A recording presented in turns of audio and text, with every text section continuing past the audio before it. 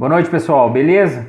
Nós vamos para o nosso segundo capítulo, de indicar ao nosso governo alternativas, medidas de economizar antes de mexer nos nossos direitos adquiridos pelos servidores públicos, tá? Mas como de costume, eu quero fazer algumas considerações sobre as declarações do nosso governador, tá? E num dos seus comentários ele diz que nós vivíamos numa ilha da fantasia, Ou seja, de ter privilégios em relação aos trabalhadores da iniciativa privada. E aí eu pergunto para o nosso governador, de quem é que ele está falando, tá? Quem são esses que vivem na ilha da fantasia? Porque eu faço parte de uma classe de servidores que não vive nessa ilha. Eu não conheço, não deve ser a nossa classe de servidores, tá bom? Então, primeiro porque nós não temos privilégios, tá? Nós temos direitos e garantias positivadas, garantidas, tá? E se eu fosse aqui, aí sim, governador, se eu fosse aqui descrever, enumerar, apontar quem são os que vivem de privilégio, tanto no Brasil, mas em específico aqui em Minas Gerais, nós passaríamos a noite aqui falando, e aí sim, com essas declarações, com essas provas cabais, nós estaríamos sendo honestos, tá? E justos com quem de fato vive esse privilégio. Mas sobre viver numa ilha da fantasia, esse trem me incomodou tanto que eu fiquei pensando semanas, A declaração foi praticamente umas 2 semanas atrás. Eu ressalto, tá? Que eu fico extremamente decepcionado, não desanimado, mas decepcionado com colegas de farda e colegas de outras instituições, tá? Que servem ao Senhor tanto verticalmente quanto horizontalmente, eles se omitirem. O senhor faz uma declaração dessa e eles que são servidores não falam nada. Eu pelo menos não ouvi aos corredores das instituições públicas, tá? E aí eu quero mais uma vez lembrá-los, tá? Que vivem, que ocupam temporariamente cargos de livre nomeação e exoneração. Lembro os senhores, tá? Não que vocês, embora estejam desviados temporariamente de função, vocês fazem parte, embora pareçam não fazer parte dessa classe de servidores que o nosso governador falou, que vivem numa ilha da fantasia e que tem privilégios demais, tá? Na visão do nosso governador. Mas eu continuo dizendo, que fantasia é essa, senhor governador, que o senhor está falando? Porque se o senhor estiver falando de salário, é ultrajante pensar nisso, tá bom?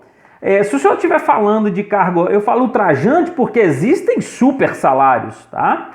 Mas se o senhor estiver falando de carga horária, de novo, é outra menção injusta, porque nós cumprimos uma carga horária que está na lei. Se o senhor está achando ruim da carga horária, então vai ao parlamento e mude a lei, tá bom? Mas nós cumprimos a carga horária, tá bom?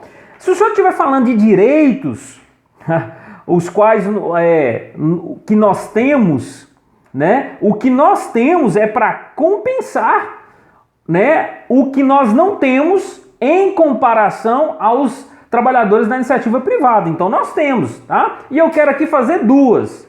Eu vim da iniciativa privada, trabalhei 15 anos na empresa, eu sei qual é a diferença. Eu tive dos 2 lados, então eu posso falar, tá bom? O que hoje eu tenho em comparação e realmente faz-se jus, a diferença primeiro sobre férias. Por quê? Porque na iniciativa privada você sai com um salário, um terço de férias e você sai barrotado de dinheiro, E aí quando você volta com um saldo de dias trabalhados. Então você volta quebradaço. No serviço público, tá? Você sai de férias, terço de férias, salário, e quando volta o seu salário está integral. Beleza, se for isso, tudo bem a comparação. Outra coisa é sobre a dispensa involuntária, Na iniciativa privada, o trabalhador, o empregador, ele não tem que justificar porque ele vai mandar embora. Deu vontade de mandar embora, ele vai mandar embora. E aí, obviamente, o trabalhador vai ter todos os seus direitos lá resguardados.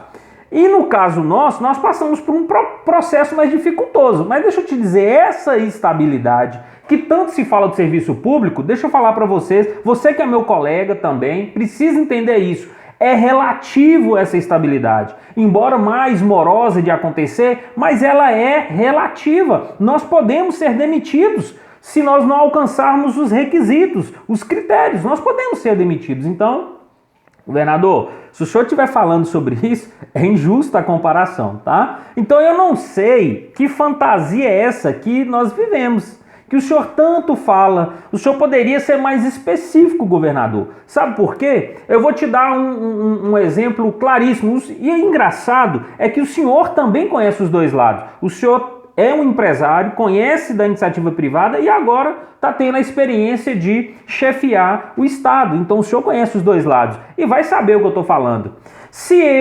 Preste atenção, se eu trabalhasse 30 anos no governo, tá? E sendo dispensado involuntariamente, governador, eu fiz aqui, guardadas todas as devidas proporções. Se o senhor quiser minuciosamente, eu posso fazer, mas aqui é só para você ter uma ideia.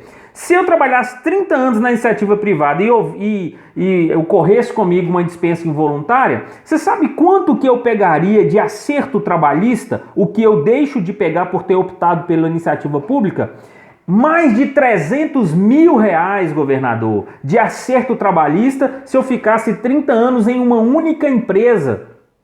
Então, eu fico imaginando que fantasia é essa. Nós não temos um direito trabalhista que ampara as pessoas, como ampara o trabalhador aí. O senhor sabe disso, já deve ter participado das suas empresas de diversas audiências trabalhistas, sabe muito bem do que eu estou falando. Aqui não, nós temos que mover a ação judicial, paralela, é muito mais complicado. Então eu fico imaginando que garantia é essa que o senhor está falando. Não tem o FGTS, não tem tempo de serviço, não tem nada disso. Então, o salário, que talvez equiparado a algumas funções, pouquíssimas da iniciativa privada, faz jus ao que nós não temos como garantia, que é esse tempo de contribuição e chegar ao final. Imagina, além da aposentadoria, eu pegar 300 mil reais de acerto. Meu sonho, governador, meu sonho.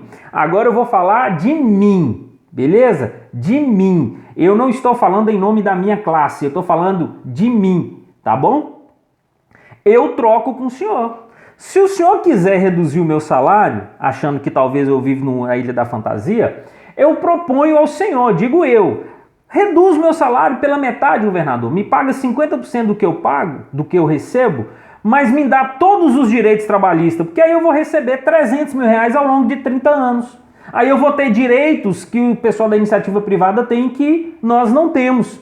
E eu te pergunto, qual que é os direitos que nós temos que o da iniciativa privada não tem? Qual é esse direito? Então, eu queria que o senhor repensasse essa questão, tá bom? Agora nós vamos falar de onde economizar. Vamos falar de economia. Governador, nós estamos vivendo hoje num momento pandêmico, não é isso? Então, como nós estamos vivendo num momento excepcional, pensa comigo, o que nós economizamos só de escolta, governador? Tá? Só de escolta. Deixamos de realizar mais de 70% das audiências em fóruns, de levar os detentos para as audiências, levando em consideração, né, as incompreendidas audiências de custódia, que o preso mal chegava no estabelecimento penal e teria que levar para o fórum. Então você imagina, fala para nós, solta uma nota, traz um relatório de quanto que nós economizamos em audiências, em escoltas, em combustível, em diárias de escolta, em manutenção de veículos, tá? Por que o senhor não fala para nós quanto que foi economizado, né? Por que nós não revemos, governador, os contratos de prestação de serviço com terceiros, tá? Que o senhor, de novo, mais conhecedor do que eu, sabe, né, sobre gestão pública. Como é que é os contratos? Atende ao mais novo princípio constitucional da eficiência, governador, né? O princípio previsto na Constituição da eficiência, que é de gastar, né, o custo-benefício, atender os anseios do Estado, gastando menos e atendendo, né, efetivamente ao serviço. Por que não a sua assessoria aí, aonde quer que seja, não traz um relatório para nós, trazendo dados de quanto que nós economizamos só nesses 4 meses de pandemia, né? Não há, vou repetir, uma justificativa para a soltura de tantos presos nesse momento do Covid. Não há justificativa, pode ter explicação, Mas justificar não justifica. Mas, aproveitando o ensejo, quanto que nós economizamos nesse momento de pandemia? Com alimentação, com saúde, com vestuário. Quanto que nós economizamos? Será que está na hora de falar, de mexer em direito, né, de servidores? Por que nós não paramos de gastar com elefantes brancos, governador? Tá? Eu falo de aquisições e investimentos que deveriam passar por um critério técnico, tá? E se passa, desculpe a franqueza, o senhor está mal assessorado, porque não é o que nós vemos. A gente vê muito elefante branco transitando pelas ruas, muito elefante branco erguido aí, né, aos arredores de Minas, tá? Fala para nós o dinheiro que é gasto em contratos esquisitíssimos, tá? Esquisitíssimos, porque nós não vemos a contrapartida. E aí vai falar de privilégio de servidor, governador? Eu acho que nós precisamos primeiro fazer esse levantamento que o senhor, como um exímio, né, gestor, poderia fazer. Por que não levanta as despesas do Estado que estão arredores aí de Minas Gerais antes de falar que vai tirar direito de servidor? Tá? Antes do senhor vir falar de privilégios, né, eu vou dar hoje um dado.